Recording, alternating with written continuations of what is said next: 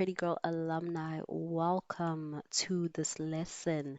This is about to be a good session. Please grab some snacks, some tea, anything to keep you company because I'm about to spill all the tea. I'm coming for the Red Bull space.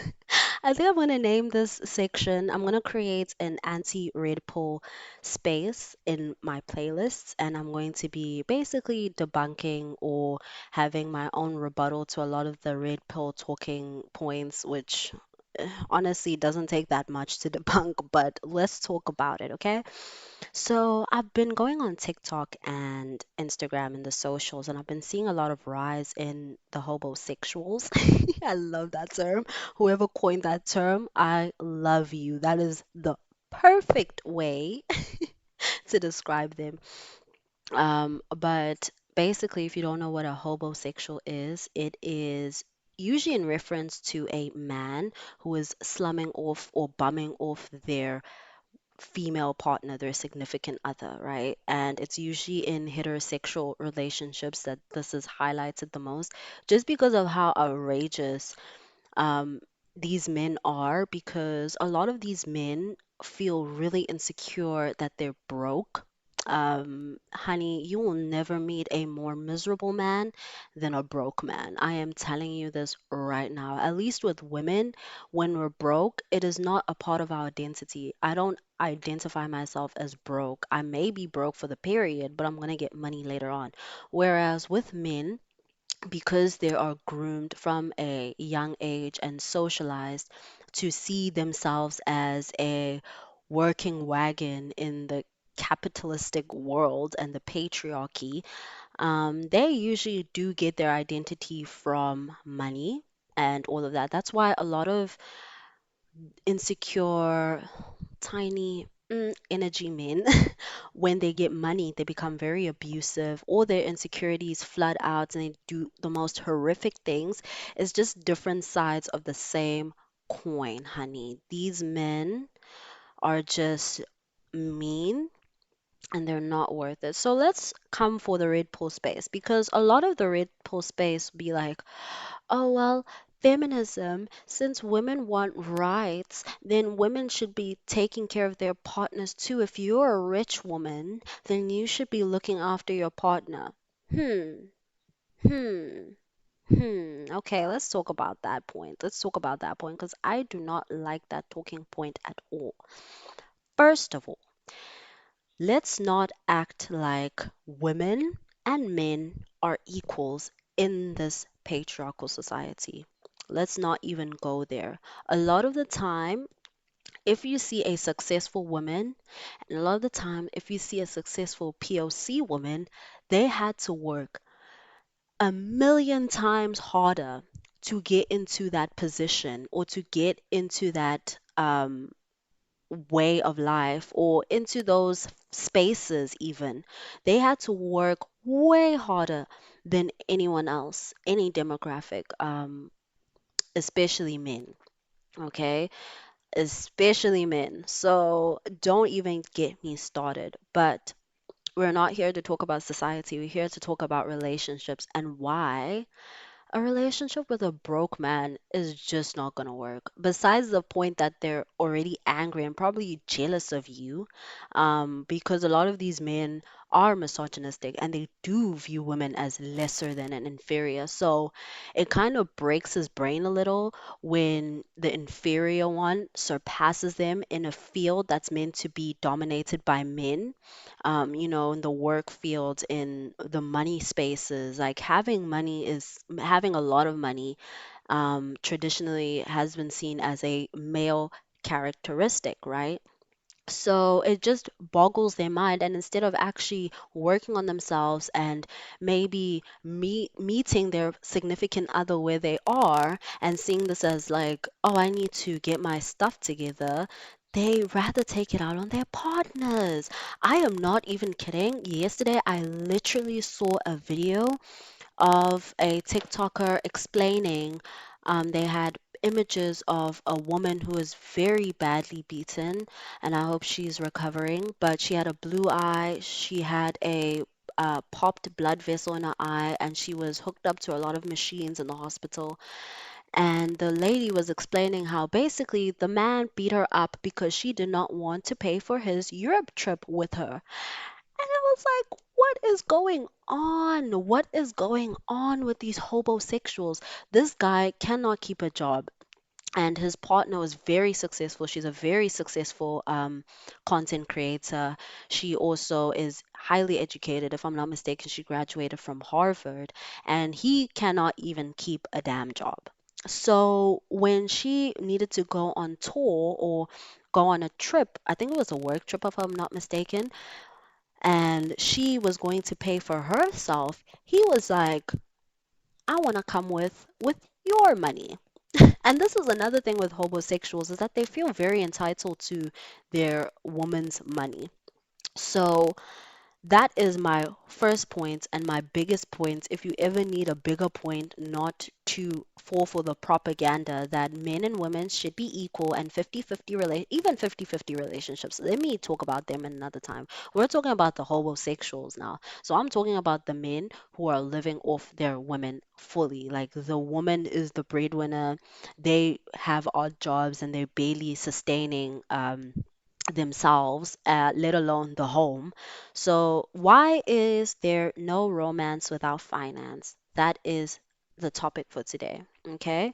Well, easy. Romance requires resources. Okay. What is the overall depiction of romance? It's dates, it's flowers, it's surprises, it's gifts, it's cards, it's, you know, experiences.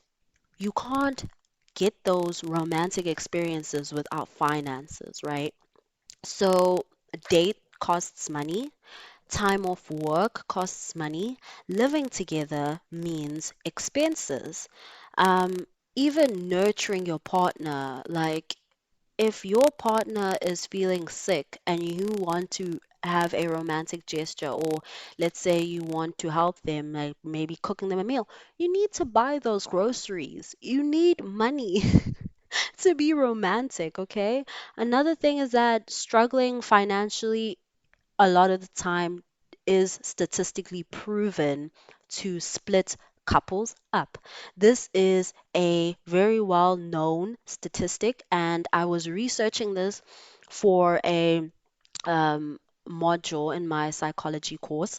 I was doing personality psychology, so that's when you study people's personalities and where does personality actually come from? Is it nature? Is it DNA? Or is it nurture? Is it how you're raised, the environment you're in? But I did a research paper and I found that a lot of couples who are financially stable tend to have a better success rate. Why? Because poverty is stressful. Poverty is not something that you want to have when you are in a honeymoon phase, right? What are you even gonna go? What are you gonna use to go on that honeymoon? Oh, let's be so for real, because this concept is so outlandish to me that I don't even know how to make it logical enough for me to debunk it, right? But yeah, so a lot of the times poverty will put a lot of strain on couples, marriages, and it will cause couples to break up because when you are stressed, right, you tend to have a different outlook on life. This is a psychological fact.